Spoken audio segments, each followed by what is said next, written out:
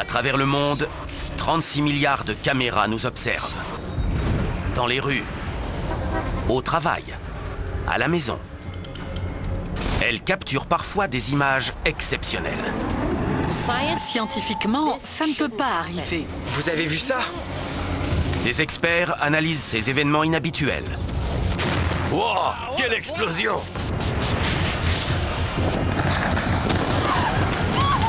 Ça n'a aucun sens. Il doit y avoir une explication logique. Mais qu'est-ce qui se passe exactement? Dans cet épisode, au cœur d'une station de métro que la rumeur dit hantée, une poussette se voit jeter de façon inexplicable sur les rails. On assiste à un véritable cauchemar. Le bébé doit être sorti de là au plus vite. En Colombie-Britannique, un étrange randonneur est aperçu à flanc de glacier. Si c'est un homme, que fait-il là? Est-ce qu'on vient de voir un Sasquatch? Et une explosion déconcertante en Thaïlande. Oh, waouh! Qu'est-ce qui s'est passé? D'étranges phénomènes, Oh mon Dieu! des mystères ont été filmés. Que cachent ces étranges vidéos?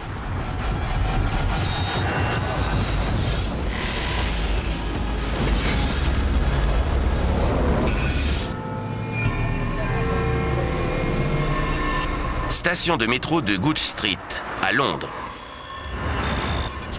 23 juillet 2014.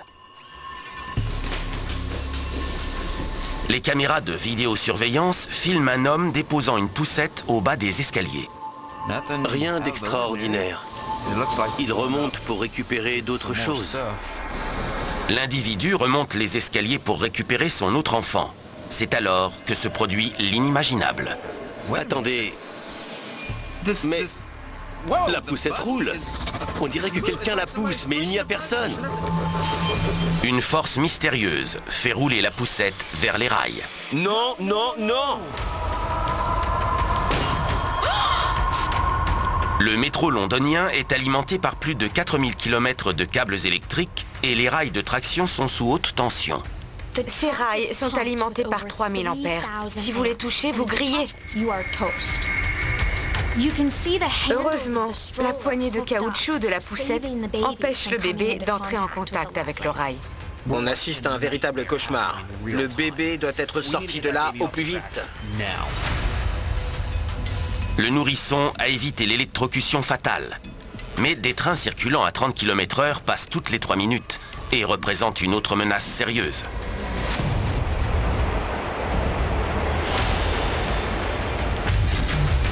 La mère arrive.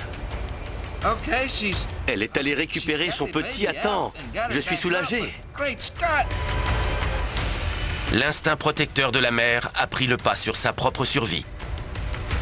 Elle ne doit pas imaginer à quel point elle a frôlé la mort. Ces images sont effrayantes. Ce phénomène semble inexplicable. Car le quai est tout à fait plat, sans aucune pente susceptible d'avoir mené la poussette à rouler. On dirait que la poussette a été poussée, mais il n'y avait personne. C'est impressionnant, on dirait qu'une force surnaturelle a mené à son mouvement.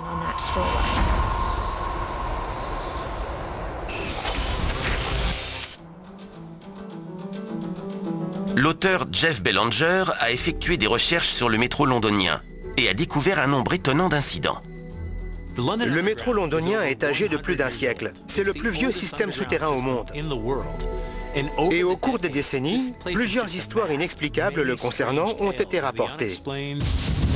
À la station de Bethnal Green, par exemple, à proximité du terrain de chasse de Jack l'Éventreur, plusieurs passagers ont rapporté avoir entendu des cris d'adultes et d'enfants. La station de King's Cross, ravagée par un terrible incendie en 1987, a la réputation d'être hantée par une femme désespérée. Un homme a entendu des cris et a vu une femme courir vers lui les bras tendus. Il a pris la fuite et elle lui a foncé dedans. D'autres témoins ont vu des flammes et de la fumée dans la même station. C'est inimaginable, c'est effrayant. La physicienne Athena Brensberger suspecte un simple mouvement d'air, enclin à se produire dans les systèmes de tunnels, d'être à l'origine du mouvement de la poussette. Ce système de tunnel n'a pas été rénové depuis sa construction au 19e siècle. Mais les trains sont récents. Ils sont plus imposants et puissants. C'est comme installer un moteur V8 dans un véhicule destiné à être tiré par des chevaux. Les rafales de vent engendrées par les engins circulant à plus grande vitesse à travers les tunnels créent un différentiel de pression. Une rafale de vent a pu déplacer la poussette. Au moment de l'incident, aucun train n'arrive à la station ou n'en part. La rafale de vent ne peut donc être expliquée par le mouvement d'un véhicule.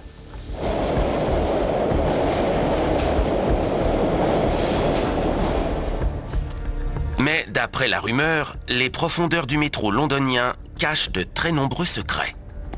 De nombreux travaux se sont déroulés dans le métro londonien. Certaines sections ont été fermées et d'autres secrètement agrandies.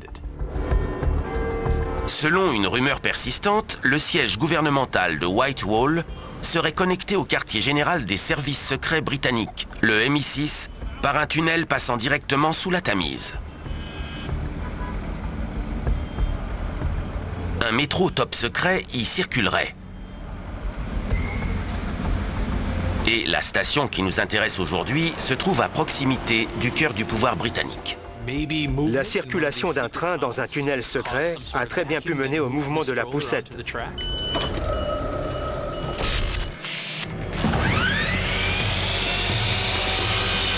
L'ingénieur Nick Householder va procéder à une expérience et vérifier ainsi la théorie de l'incident causé par un véhicule circulant dans un tunnel inconnu du public. Construisons notre tunnel.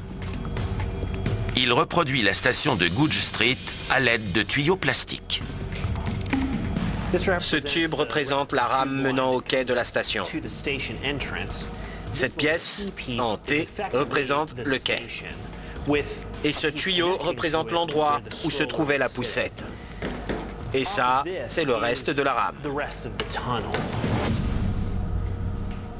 J'ai donc reproduit la rame de métro qui nous intéresse en ajoutant une artère secrète connectée plus loin et un véhicule qui circule.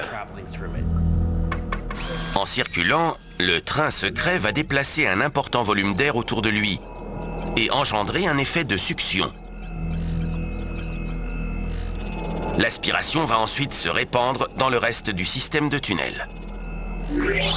Ce phénomène, appelé effet de souffle, a pu engendrer la force de succion attirant la poussette vers les rails. Ce chiffon à l'intérieur va fonctionner comme un train. Je vais le faire glisser à l'intérieur du tube, de l'avant vers l'arrière. Cette balle de ping-pong représentera la poussette. Je la place à l'entrée de la station. Vous remarquerez qu'elle est très éloignée des rails. Je suis curieux de savoir si un train circulant dans une autre artère est susceptible de créer assez d'effets de souffle pour aspirer la poussette et le bébé sur les rails du métro. Dans le métro de Londres, une force invisible a jeté une poussette transportant un bébé sur les rails. L'ingénieur Nick Householder est persuadé que ce mouvement a été causé par une rafale de vent engendrée par un train secret du MI6, passant à proximité de la station. Il procède à une expérimentation pour prouver sa théorie. Voici le quai et les rails que nous voyons sur la vidéo. Voici le petit couloir où la poussette a été laissée. Plus loin, la ligne est reliée à une deuxième artère. Voyons si je parviens à reproduire ce que nous voyons sur la vidéo.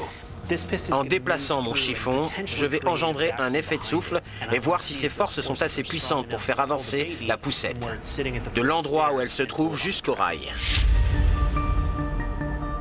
Bien, allons-y. Bébé sur rail dans 3, 2, 1... La balle de ping-pong connaît un funeste sort. Ça marche!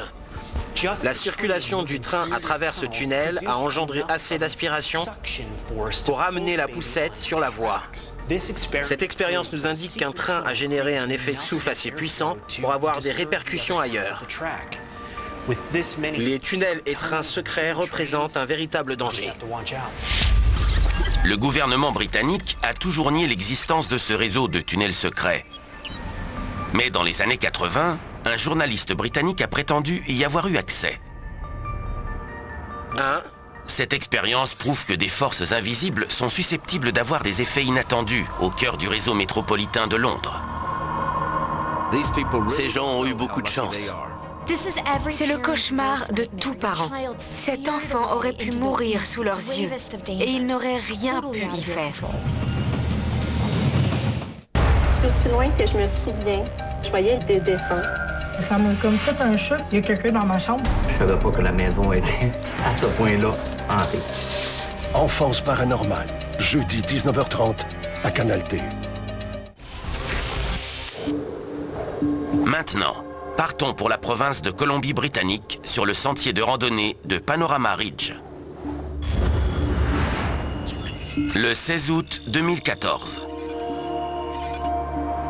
Le photographe Shade Johnson est en randonnée avec des amis, à 2000 mètres au-dessus du niveau de la mer, lorsqu'il repère du mouvement de l'autre côté de la vallée. Ce n'est pas une personne. Si, ça l'est. Je pense pas. Tu crois pas? Incroyable. Le photographe zoome au maximum sur cette étrange silhouette. On dirait une créature énorme. Il se balade sur le glacier. Personnellement, je n'irai pas là-bas. C'est dingue! Il n'est pas sur un sentier. C'est pas un randonneur. C'est trop étrange. C'est quoi?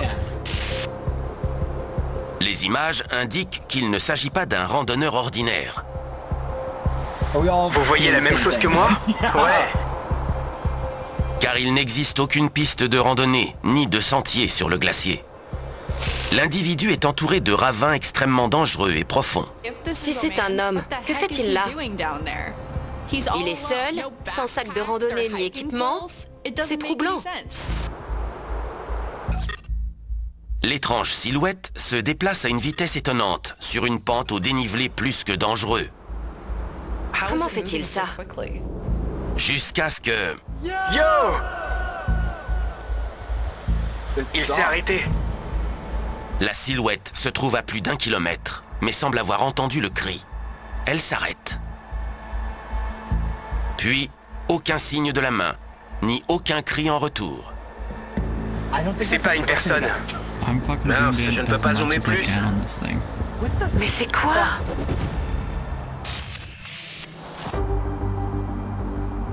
La silhouette semble faire preuve d'une force et d'une agilité exceptionnelles. La vidéo dure 60 secondes. Durant cette minute, la silhouette descend à une vitesse invraisemblable, un dénivelé escarpé de près de 100 mètres. Une personne ne parviendrait jamais à faire ça. Descendre comme ça, sans matériel, c'est impossible. En prenant en compte la distance parcourue et le temps de descente, les calculs indiquent que l'individu avance 2 fois plus vite qu'un randonneur lambda sur ce genre de terrain. La biologiste Jade Lovell tente d'identifier ce qui serait susceptible de se déplacer à une telle vitesse à flanc de montagne. Dans ce genre de région, il serait assez banal de voir au loin un loup ou un ours. Mais si vous regardez cette vidéo de près, on constate que la créature se déplace sur 2 pattes, pas 4. Elle est plus proche d'un humain. T'as vu comment il marche? Il marche comme nous. Est-ce qu'on est en train de voir un Sasquatch? Au cœur de l'immensité de la Colombie-Britannique, le photographe Shade Johnson a filmé une mystérieuse créature dévalant à une vitesse vertigineuse un flanc de glacier. Impossible d'aller aussi vite pour un humain. Il se balade comme sur une route. La Colombie-Britannique s'étend sur 944 000 km² et 60% de cette superficie est couverte de denses forêts. La Colombie-Britannique est le lieu de naissance du Bigfoot. C'est le pays du Sasquatch. Aujourd'hui encore, la tribu des Kitassou considère cette créature aussi réelle que les ours, les baleines, les loups et autres animaux qui peuplent la région. D'après la tribu des Kitassou, les créatures que nous appelons les Sasquatch vivent dans la région depuis des millénaires. La plupart des récits décrivent le Sasquatch comme un grand singe noir. Les tribus amérindiennes de la région appellent ces créatures les bagouis. Et il surnomme certaines zones de la forêt les Willoughby, ce qui signifie l'endroit où vivent les Sasquatch. Leur accès est formellement interdit aux membres des diverses tribus locales. D'après les légendes locales, en 1924, un bûcheron du nom d'Albert Ostman aurait été capturé par un Sasquatch et serait parvenu à s'échapper. De son côté, la journaliste scientifique Shena Montanari a découvert que cette région de Colombie-Britannique est également réputée pour les disparitions de randonneurs. Cette vidéo a été filmée au bord de ce que les locaux ont surnommé le triangle de Kamloops. De nombreuses disparitions et de nombreux meurtres violents ont été recensés dans ce triangle. 6 hommes vont disparaître entre 2017 et 2020 dans le triangle. Malgré de nombreuses recherches et battues dans toute la région, seuls 2 cadavres ont été retrouvés. Certains accusent le Sasquatch d'être à l'origine de ces meurtres. Mais les autorités pensent plutôt que cette zone abrite de nombreux criminels rompus à la survie en milieu extrême et hostile. La Colombie-Britannique est un refuge pour les personnes fuyant la loi depuis toujours. Le village de Kitimat, situé à 600 km de l'endroit où la vidéo a été filmée, est connu pour un meurtre de masse sauvage. Kevin Vermette y a abattu 4 campeurs en 1997 avant de prendre la fuite dans la forêt. On ne l'a plus jamais revu. Malgré une récompense de 20 000 $, Vermette s'est tout simplement évaporé dans la nature. Il est toujours recherché par les autorités. Un criminel a-t-il élu domicile dans ces montagnes? C'est possible. La biologiste Jade Lovell suspecte cette personne d'être sous le choc d'un terrible événement. Cet individu n'est pas équipé pour la randonnée. Il ne ressemble pas à un randonneur. Est-ce une personne en détresse? En septembre 2020, un randonneur a trouvé la mort et 2 autres ont été blessés suite à un accident dans la région.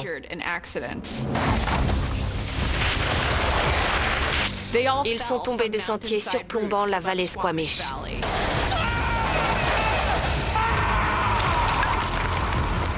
C'est une zone extrêmement dangereuse. Une vingtaine de personnes y meurent chaque année suite à des accidents d'escalade, de randonnée ou à cause du froid après s'être perdus dans l'immensité de la région. Cet homme a peut-être survécu à une avalanche. Plus de 2000 avalanches se forment chaque année dans les montagnes de Colombie-Britannique.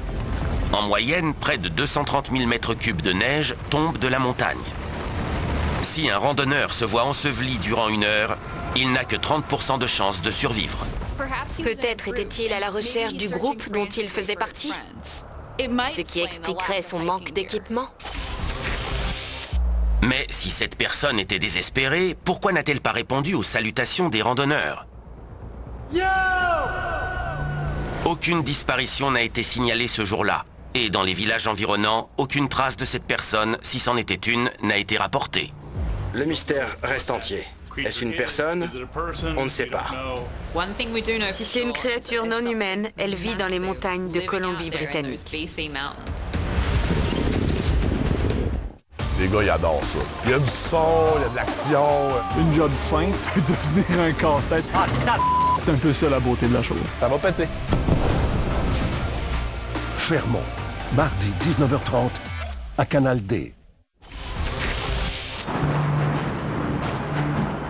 Maintenant, partons pour Pathum Thani, un quartier de la métropole de Bangkok, en Thaïlande.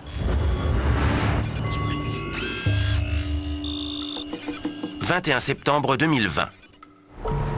Un homme filme depuis son véhicule ce qui semble être un barrage routier improvisé. On voit des gens courir pour traverser la route. 2 personnes à moto passent à gauche des 2 chaises posées au beau milieu de la route. Que font ces chaises-là, au fait?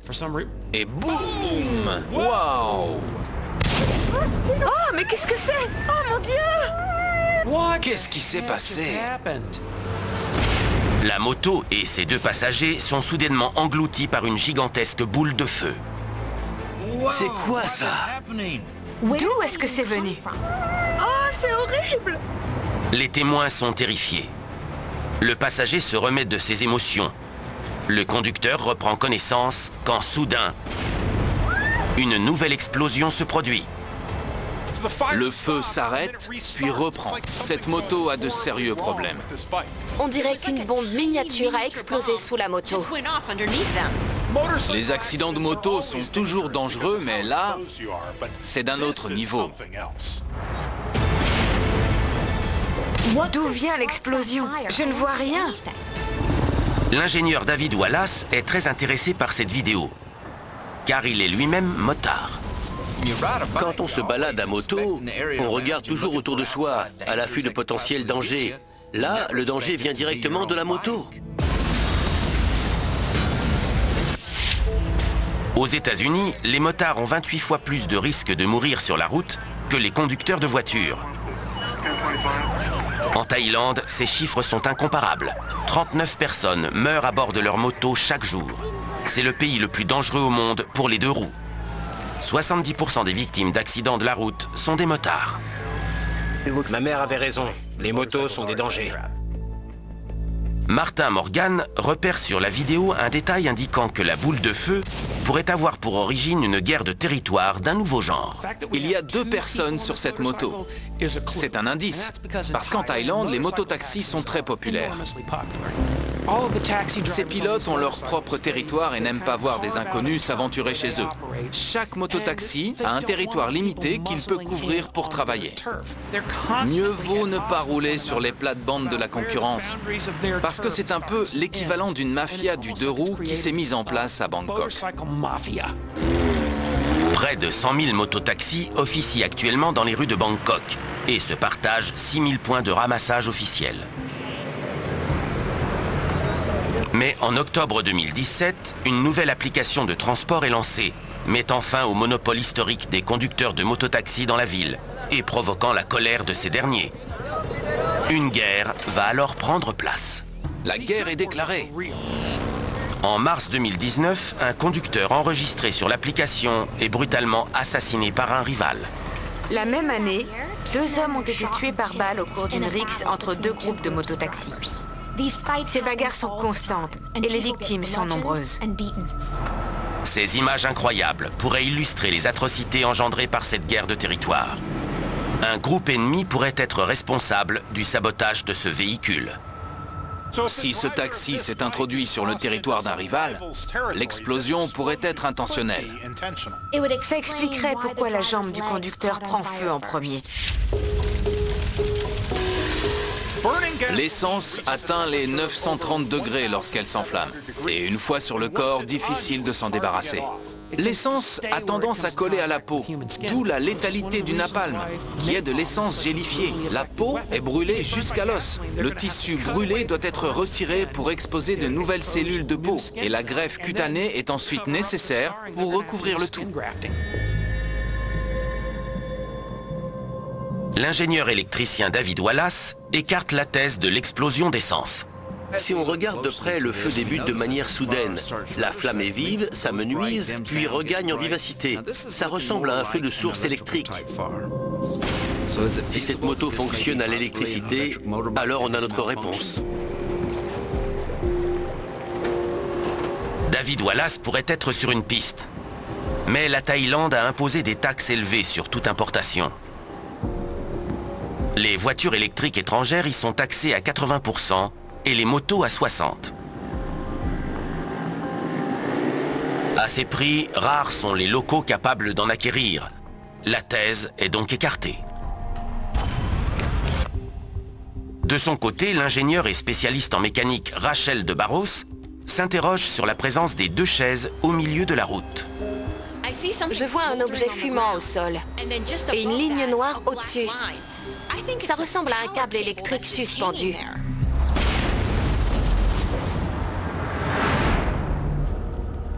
David Wallace souhaite découvrir si l'explosion est susceptible d'avoir été causée par un câble électrique tombé au sol. Des câbles vont faire circuler l'énergie depuis ce générateur d'1 million de volts jusqu'à ma tige conductrice. Pour cette expérience, nous allons juste pousser le générateur à 34 000 volts et simuler la puissance circulant dans le câble que nous voyons dans la vidéo. Wallace s'apprête à connecter sa moto au générateur. Ne reproduisez surtout pas cette expérience chez vous. Voici le capteur qui nous permettra d'évaluer le courant circulant dans le châssis de la moto lorsqu'elle sera frappée par l'électricité. Il n'y a qu'un moyen de découvrir ce qui va se produire. Allons-y. À Bangkok, en Thaïlande, une moto est soudain engloutie par une gigantesque boule de feu. L'ingénieur David Wallace s'apprête à conduire une expérimentation extrêmement dangereuse. Nous allons utiliser mon générateur d'1 million de volts pour alimenter mon câble en électricité. Par ce biais, il souhaite déterminer si la violente explosion a en fait été engendrée par un câble à haute tension tombé au sol. Mieux vaut prévenir que guérir. C'est juste au cas où. La moto est vide de tout carburant pour des raisons de sécurité, ce qui permettra également de prouver que l'explosion n'a rien à voir avec la présence d'essence. Bien. Mettons le feu à cette moto. On envoie le voltage. 35 000 volts sont immédiatement déployés pour répliquer l'énergie circulant dans des câbles à haute tension. Ils terminent leur course au bout de la tige conductrice. Encore un peu. Le courant atteint la moto. Mais pour l'instant, aucune boule de feu similaire à celle de la vidéo. Puis...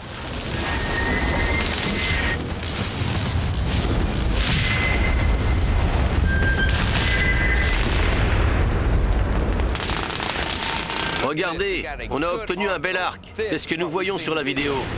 On a les éclairs. Ces éclairs blancs sont identiques à ceux figurant sur la vidéo.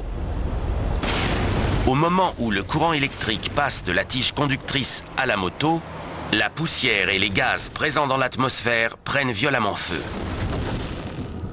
La boule de feu génère une chaleur s'élevant à près de 19 000 degrés, plus chaude encore que la surface du Soleil. Parfait, on coupe. La moto a pris un coup de chaud. On a fait circuler 160 ampères à travers cette moto. C'est plus que suffisant pour tuer une personne instantanément. D'après moi, c'est un câble électrique tombé au sol qui a engendré cette boule de feu. Les lignes électriques suivent les routes pour en faciliter l'accès. Mais dans un pays pauvre comme la Thaïlande, aux infrastructures en mauvais état fréquemment détériorées par les colères de Mère Nature, la présence de câbles défectueux sur l'asphalte peut être fatale. Ces deux hommes ont eu beaucoup de chance de s'en être sortis vivants. Si vous croisez une ligne à haute tension au sol, dites-vous que du courant circule à l'intérieur. Ne vous approchez pas, car la mort est garantie.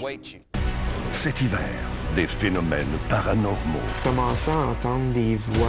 Des défis colossaux. T'as pas le droit à l'erreur. Des conditions alarmantes. Ça passe ou ça casse. Canal D, 30 ans à tout découvrir. Maintenant, partons pour Austin, au Texas.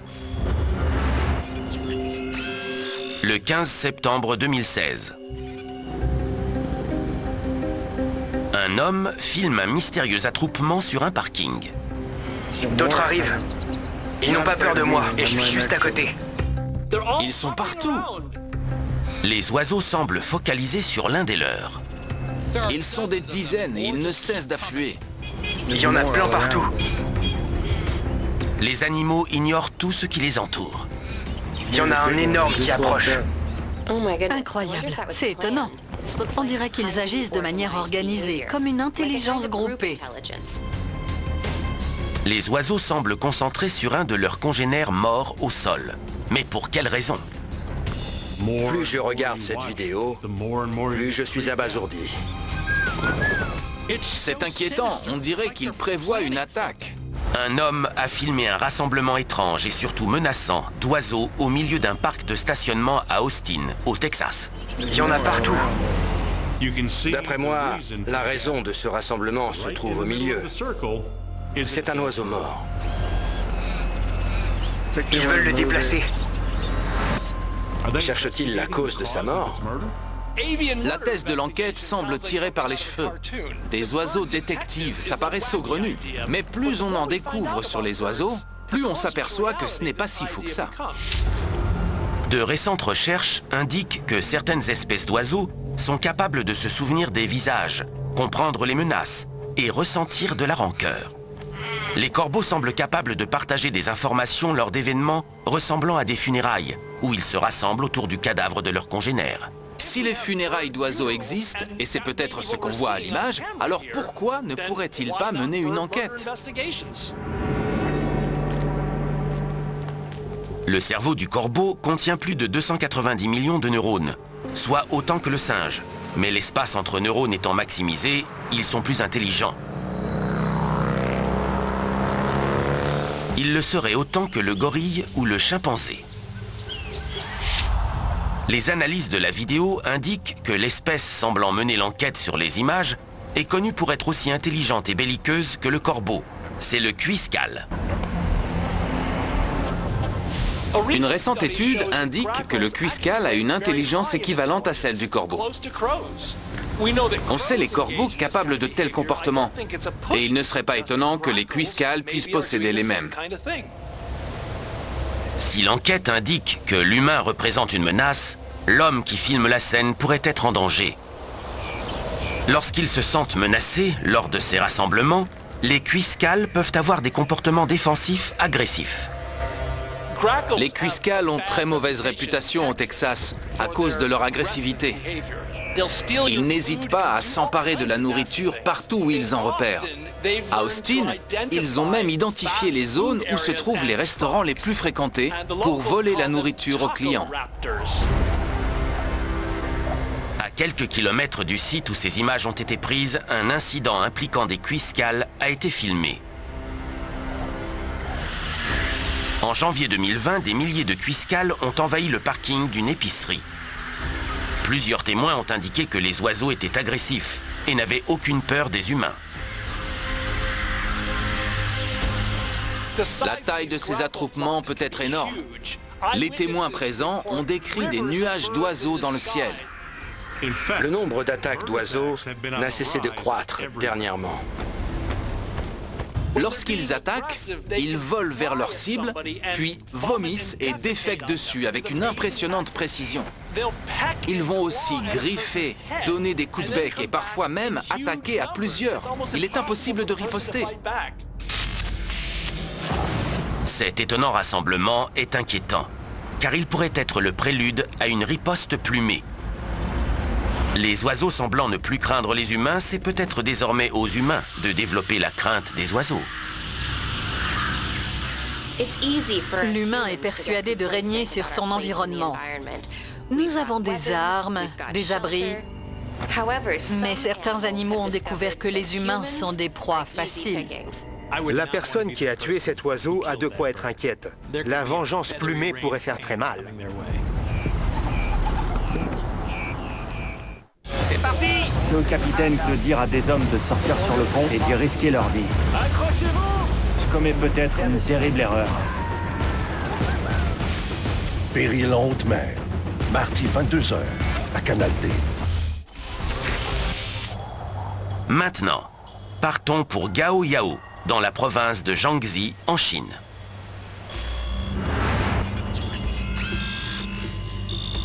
Le 7 septembre 2020.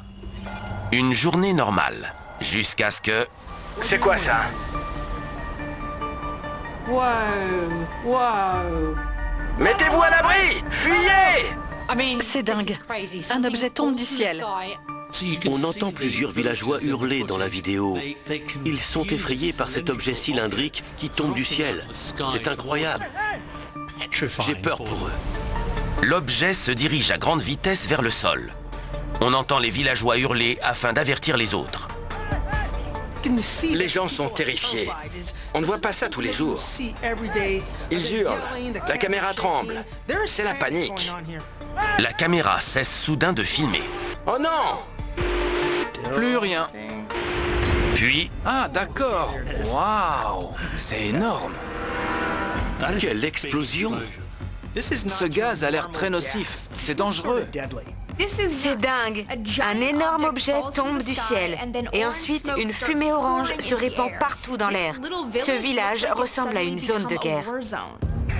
L'objet s'est écrasé à proximité d'une école. Les villageois craignent pour la vie de leurs enfants. La terreur de ces gens est palpable. On l'entend à leur voix et à leur place, je serais tout aussi effrayé. Les villageois se précipitent vers l'objet écrasé au sol. Le cratère ressemble à ce que l'on voit dans les films hollywoodiens. Quelle est la nature de cet objet tombé du ciel? En Chine, un objet non identifié a été filmé en train de tomber du ciel avant de s'écraser près de l'école du village de Gaoyao. Une chose est sûre, si vous voyez un nuage orange dans le ciel, c'est très mauvais signe. Antonio Paris a effectué des recherches pour identifier ce mystérieux objet. La République populaire démocratique de Corée étant une des plus proches alliées de la Chine, il suspecte l'implication de Kim Jong-un dans cet accident. La Chine est géographiquement très proche de la Corée du Nord. Et ces dernières années, les Nord-Coréens ont procédé à de nombreux tests de missiles. Peut-être que sur ces images, on voit un missile nord-coréen devenu incontrôlable. Vu l'impact, on dirait un missile. C'est un énorme trou au sol que seul un missile peut causer. La Corée du Nord est un pays extrêmement pauvre, mais doté d'une des plus grandes armées du monde. 20% de son PIB est consacré à la défense du pays. Aux États-Unis, ce chiffre s'élève à près de 3,5%. La Corée du Nord est dotée d'un programme d'armement nucléaire et a développé un gigantesque arsenal de missiles balistiques, dont une bonne partie est équipée d'ogives nucléaires. La portée maximale de leurs missiles intercontinentaux est de 12 000 km. Les États-Unis sont hors de portée de ces missiles. Mais Guam, dans le Pacifique, est une cible idéale. Cela devrait alerter les autorités américaines, parce que Guam est un territoire américain depuis 1898. Et on trouve sur cette île une des plus importantes bases navales américaines. Mais Guam se trouve à l'opposé du site où le mystérieux objet tombant du ciel a été filmé. La Chine aide peut-être les Nord-Coréens à développer leurs missiles balistiques. Et peut-être autorise-t-il même les Coréens à tester ces missiles directement sur le territoire chinois.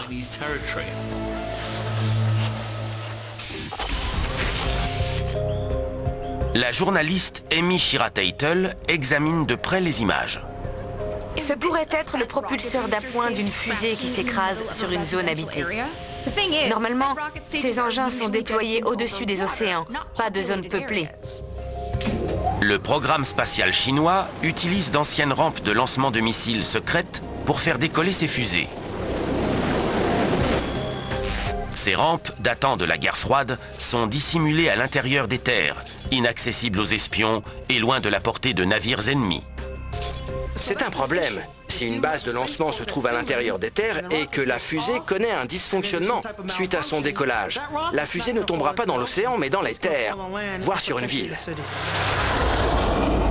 En Chine, ces chutes de débris spatiaux sont devenues banales, au point que chaque lancement est signalé aux populations locales. Le gouvernement chinois avertit sa population avant chaque lancement.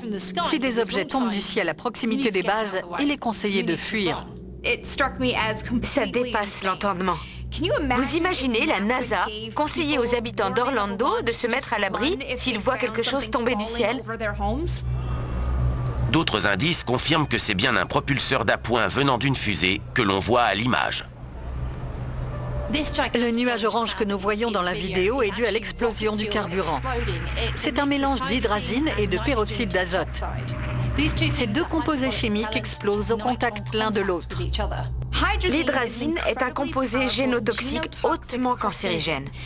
Si les villageois survivent à la chute du propulseur, les effets de l'explosion les tueront très peu de temps après. Et le problème ne touche pas que les populations chinoises, car la superpuissance asiatique lance actuellement des fusées partout autour du monde. En Côte d'Ivoire, une section de fusée chinoise de 10 mètres est tombée sur un entrepôt de fabrication de fromage et l'a réduit en cendres. Et en mai 2021, les Chinois ont perdu le contrôle d'une fusée de 21 tonnes durant son retour dans l'atmosphère de notre planète. Avançant à plus de 9 km par seconde, les experts prédisent que les débris pourraient bientôt s'écraser entre New York et la Nouvelle-Zélande. Le problème est que les Chinois essaient de dépasser les Américains dans la course à l'espace. Ils se hâtent, et quand on se hâte, surtout dans un programme spatial, de graves erreurs peuvent être commises.